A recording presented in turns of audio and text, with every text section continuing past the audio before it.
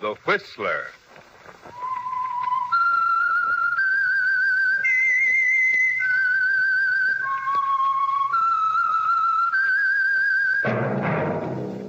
That whistle. The Whistler.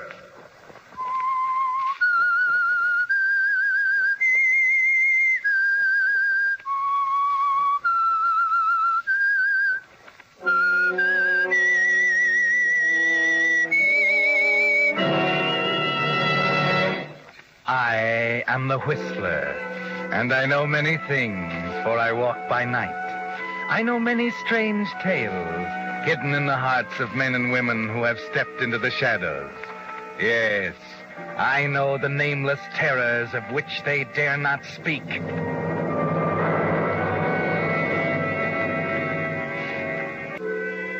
And now the Whistler's strange story. The Witness at the Fountain.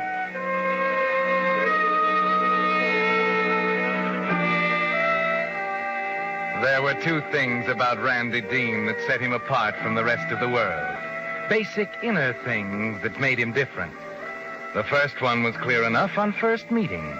He was a newspaper columnist, of course, but in a world of happy-go-lucky newspaper men, Randy was careful and methodical, living his life according to plan, scheduling each day down to the minute. No, there was nothing slovenly or happy-go-lucky about Randy. He'd mentally blueprinted his future on the first day he went to work on the Harristown Tribune some years before, and had set to work building his career like a ship. In the course of construction, naturally enough, he came to New York, took a position on the Star Express, and, according to plan, married the publisher's daughter. And now, though he was a syndicated columnist at the top of the ladder, he saw no reason to let down. The methodical planning, the schedule, still went on, from major events at the newspaper right down to the problem of his white shirts. Cynthia! Cynthia, where are you? Cynthia! Yes, Randy? Come here a moment, will you? Just a minute. Put the eggs on, will you, Anna? Mr. Dean will be ready for breakfast. Yes, dear? It's 7:55. You're behind schedule. I've been looking for a white shirt for the past 10 minutes. Where did Anna put them? Oh, I forgot to tell you, dear. She didn't send them out to the laundry until Friday. Friday? They go out on Wednesdays. She knows that. You have to make allowances, dear. After all, the poor girl's just become engaged. Hang it, Cynthia. Her engagement has nothing to do with it. The point is that white shirts are scarce as hen's teeth, and unless she sends them out on Wednesday when she's supposed to... Not so loud. She'll hear you. I don't care if she does. It's about time somebody talked to her. It isn't only the shirts. My gray sharkskin suit is still hanging in the closet. What about that? It's Monday, darling. My suits go to the cleaners Monday morning. I've told her a dozen times. But you won't wear it again for weeks. I want it ready when I need it. All right, dear. I'll tell her. Now, you won't say a word to her about it at breakfast, will you? Oh, very well, Cynthia. I'll go and see how your eggs are coming. All right. Oh, Cynthia. Yes? No 2.5-minute eggs this time. 3.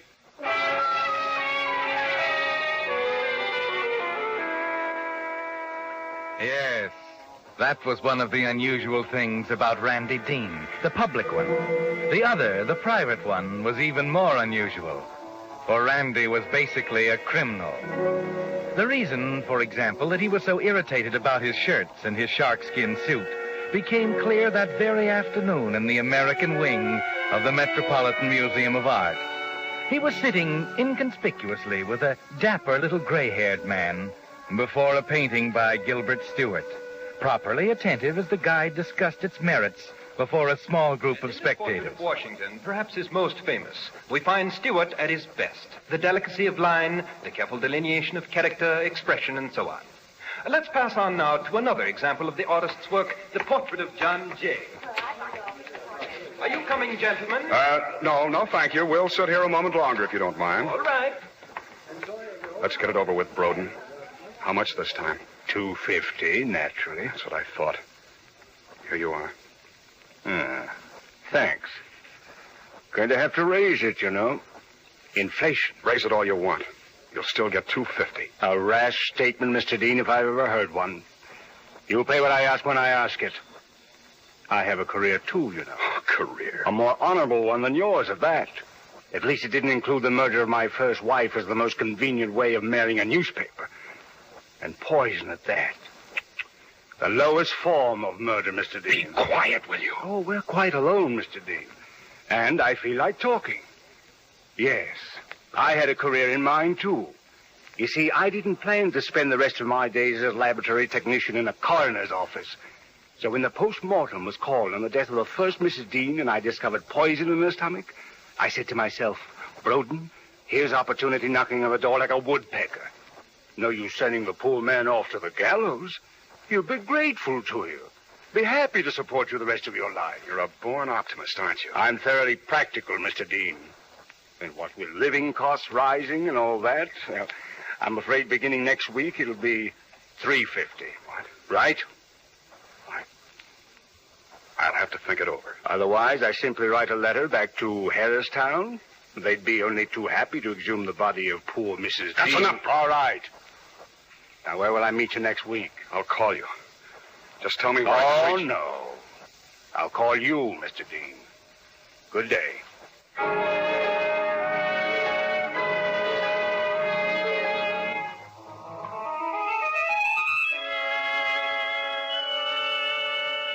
Yes, Randy. Mr. Broden had a blueprint for his future, too. And for more than 4 years now, you've been meeting him secretly once a week. First it was $100, then $200. Next week, $3.50. And all he has to do is remind you of the first Mrs. Dean to make you, cooperate. Yes, in his way, Mr. Broden is just as meticulous as you are.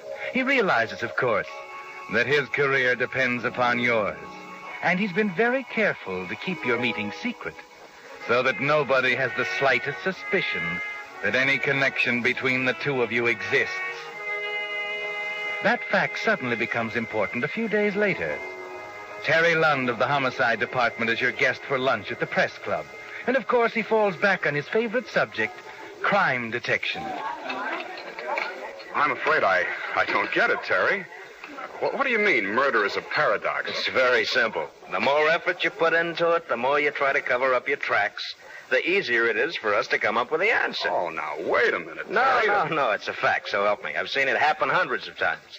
The Fancy Dan kind of killer is a lead pipe cinch. It's the stupid ones that worry us. Well, what do you mean by that? Well, we start with the corpse, right? Yeah? First, we identify the guy. Mhm. Next, we start looking for motives. Yeah?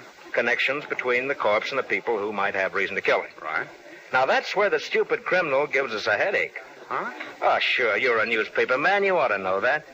Just look at the dozens of little three-line fillers that you throw in at the bottom of the columns in the back of the paper. Unidentified robbery victim, man found in alley, suspected suicide on beach. Yeah? Why, every one a case where some stupid bohunk just walked up to someone he'd never seen before and slugged him and walked away. So there we are, standing around a corpse all dressed up and no place to go. You get it?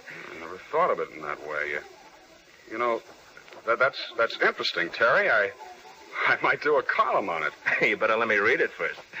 No connection, no motive. Tell you what I'll do. I'll give you a ring next time we run into one. Let you in on it firsthand. How about it? Well, thanks, Terry, thanks. I'd like to get in on one firsthand.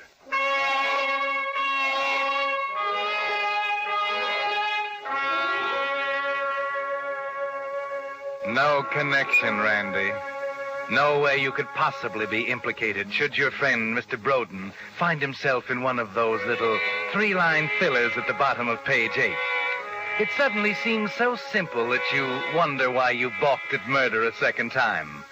Why you submitted to Mr. Broden's demands for 4 long years. And at that point, you make up your mind. The next meeting with Mr. Broden will be his last. As usual, his call comes in late Saturday evening, and you're ready for it. But I tell you, I'm all tied up, Broden, until 11 Sunday night. I can't meet you at all, unless, of course, you can make it rather late. I see. How late? 11:15. But that's ridiculous. Why not make I'll meet you at 11:15. But don't you think it would be... It's settled, Mr. Dean. Now, where? Well, how about the fountain in Jackson Park? Fountain Jackson Park. Okay. You realize, naturally, that it's an ungodly hour. I trust it won't happen again. Don't worry, Broden. I can almost promise you it won't happen again.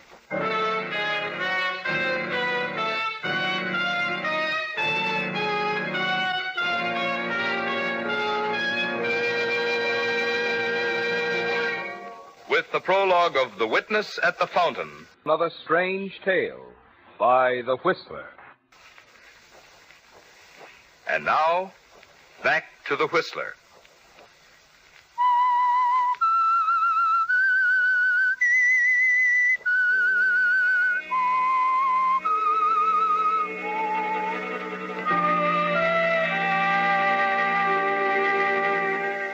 So you finally made your decision, Randy. Mr. Broden's appointment with you at the fountain at Jackson Park at 11:15 Sunday night will be his last. No more secret meetings, no more blackmail, no more threats. And it'll be the stupid type of murder, the kind of crime Lieutenant Terry Lund told you it was almost impossible to trace. The kind in which there is no connection between murderer and victim, no traceable motive.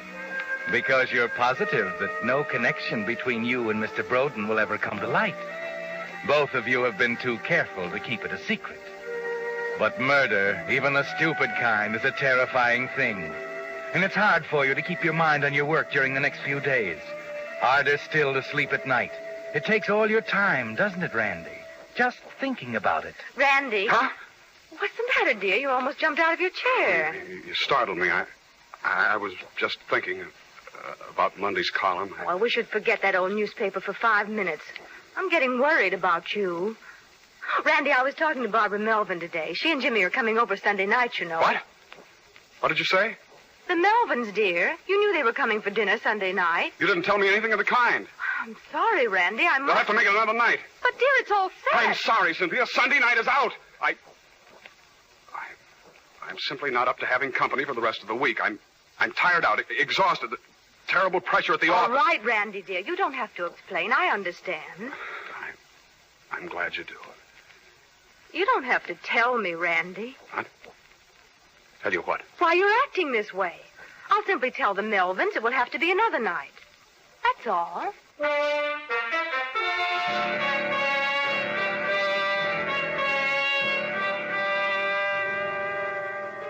Yes, Randy, it does make you a little jumpy, doesn't it? But you keep telling yourself it's worth it. That after Sunday night, you'll be a new man. And strangely, when Sunday finally arrives, you discover you're more relaxed, cooler than you expected to be. It's 6 o'clock when you stop at the corner drugstore on the way home for a box of sleeping powders. Here you are, sir. That'll be 52. You say this is perfectly harmless? Oh, yeah, sure. Wouldn't make a habit of it, though. Yeah, 55, 75 a month. Tasteless, huh?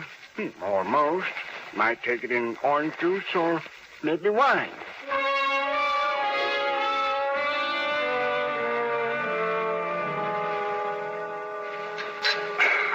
Excellent dinner, dear. That steak was delicious. You might tell Anna. I think you've been very unreasonable with Anna during the past week, Randy. You're perfectly right. I'll make it up to her right now. Anna! Yes. Oh, your coffee. I Oh, forgot. not at all, Anna, not at all. I want to ask your forgiveness. Cynthia tells me I've been quite unreasonable, and I agree with her. Oh, Mr. Dean, I don't know what to say. Well, let me say it then. I'm sorry. It's quite all right, sir. And now I think it's high time we did something about your engagement, Anna. A toast. That's it, a toast. A toast? You sit right down here in my chair. I'll go out in the kitchen and pour the wine.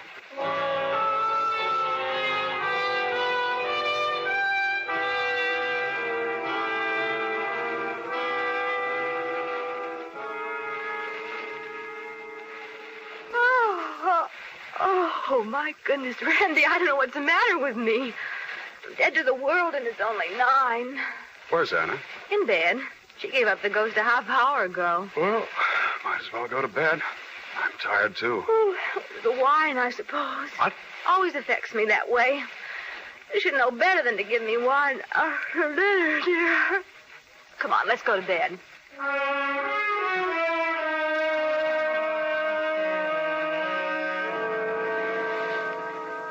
Yes, Randy, it must have been the wine.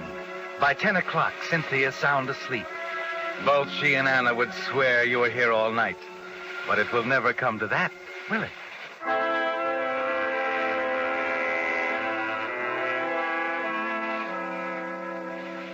The corridor's deserted when you quietly leave the apartment. and tiptoe down the hall and ring for the automatic elevator.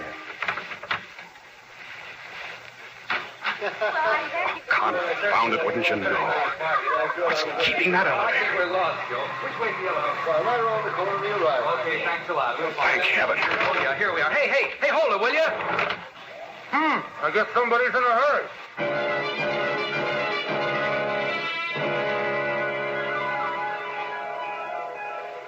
You wish you hadn't picked the fountain. It's too exposed. Lawn stretching in every direction from the path around it. The shrubbery and trees at least 50 yards away. But luckily, the light over the fountain is blown out. The darkness will cover you.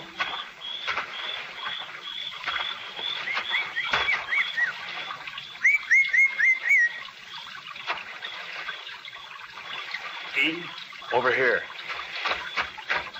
Dark as pitch. Why in the world you ever picked a godforsaken place like this? It's the last time, Dean. If you think I'm going through with this again... I told you it wouldn't happen It again. better not happen again. Where's the money? Here. You'll want to count it, I suppose? Count it.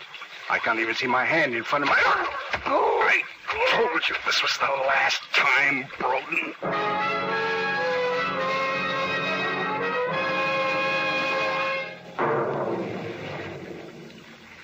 It's all over now, Randy. You let him slump to the ground. Yeah, Broden. The last time. Now, his identification. The contents of his pockets. Suit label, laundry marks. It should only take you a minute. And then... Down this way, Eddie, by the fountain. Yeah. No way to run, Randy. Lawn in all directions. He'd be sure to hear you. And then you see a park bench a few feet away at the edge of the path. It's your only chance.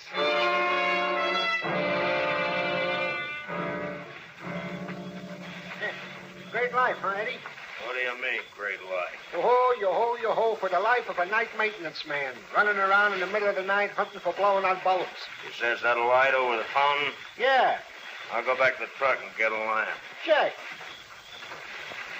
Stone cold dead in the market. Stone cold dead.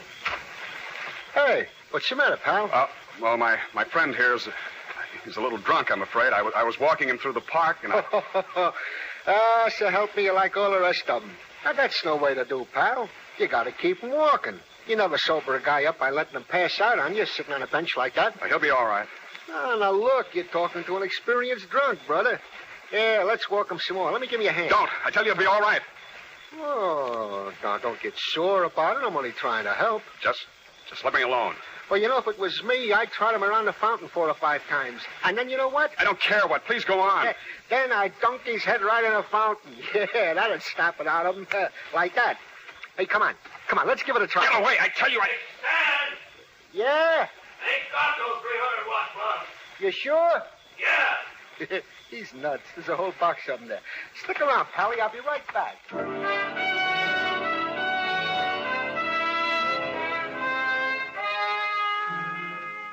Your knees are so weak you can hardly get up off the bench as the night maintenance man walks back to his truck. You know you have about 30 seconds to get him across the lawn to the shrubbery. But somewhere you find the strength. The shrubbery seems a mile away, but finally you make it.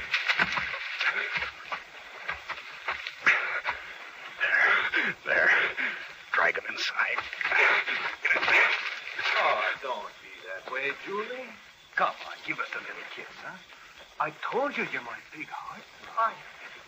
Huh? Someone in the bush. Where? Right over there. Hey, who's there? I heard it. Okay, my friend, I'm coming in there. No. There he goes. Julie, there's a body in here.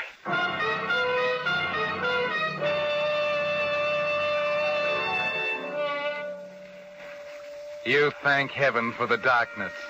At least they couldn't see you. The maintenance man, that kid and his girl. They'll never be able to identify you in a million years, will they, Randy? An hour later, you're back in the apartment, safe in bed, with Cynthia sound asleep at the other side of the room. Still safe, Randy. Still no connection, no motive. still safe. Still safe. Randy, darling. What? Oh. What time is this, Cynthia? I hope you don't mind, dear. I let you oversleep 45 whole minutes. You seem so exhausted. Oh, yeah. I was exhausted. Anna's bustling around in the kitchen now getting your breakfast. Well, better get up. Randy, you're a sweetheart. What? You know, sometimes I tell myself I'm married to an old stick. Then you surprise me like you did last night, and I know I'm wrong. Last night? Why, you made a new woman out of Anna. It was a nice thing to do. What are you talking about, Cynthia? Apologizing to her that way, dear, and the wine. She was almost in tears. Oh, that. And believe me, it works. You don't catch flies with vinegar, you know. She got your cleaning off this morning right on the dot. And there's a big sign on the kitchen calendar. Laundry Wednesday. Well, I hope she keeps it up. Better get going. I'm never going to get to work. Well, that reminds me, Randy. Terry Lunn called. What do you want? Well, I don't know. I told him you were asleep, and he said to have you call when you got to the office. That's all he said? Why, yes. Is it that important? Why? Oh, white as a sheet.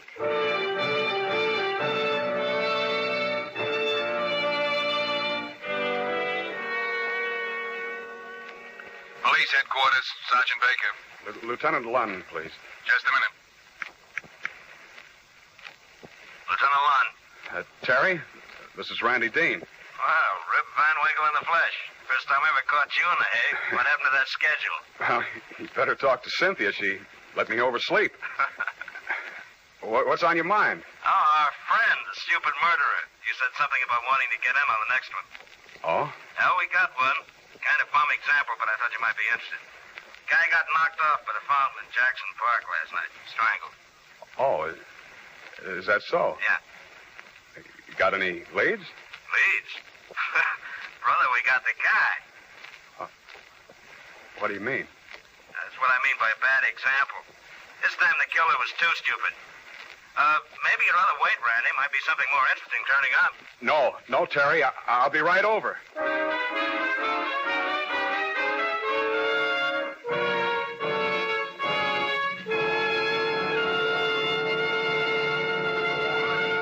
The Whistler will return in just a moment with the strange ending of tonight's story. And now, back to the Whistler.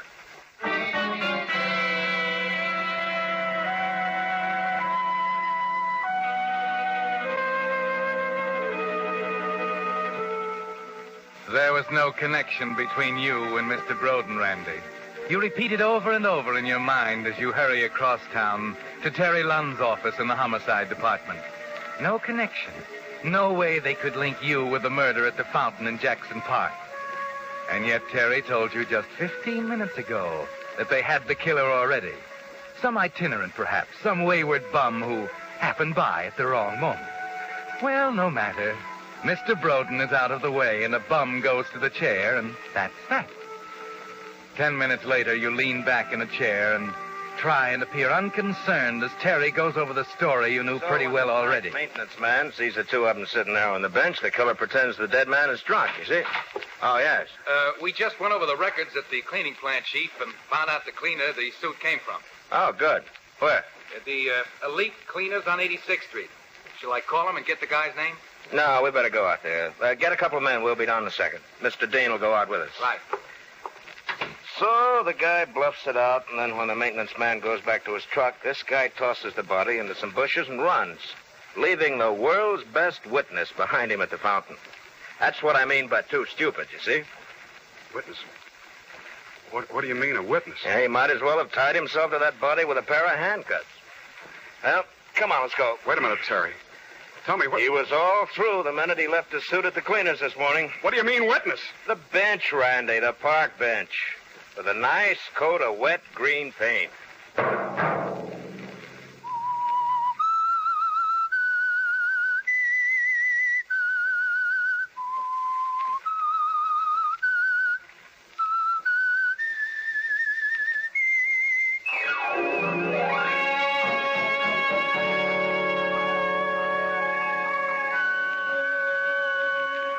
Next Monday at 9 o'clock, The Whistler will bring you another strange tale. The Whistler is broadcast for your entertainment. Featured in tonight's program were Howard Duff and Margaret Brayton. This program directed by George W. Allen with tonight's story by Harold Swanton, music by Wilbur Hatch.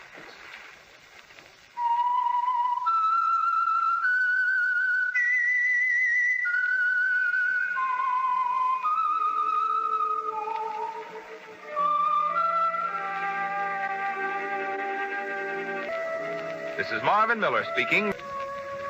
This is CBS, the Columbia Broadcasting System.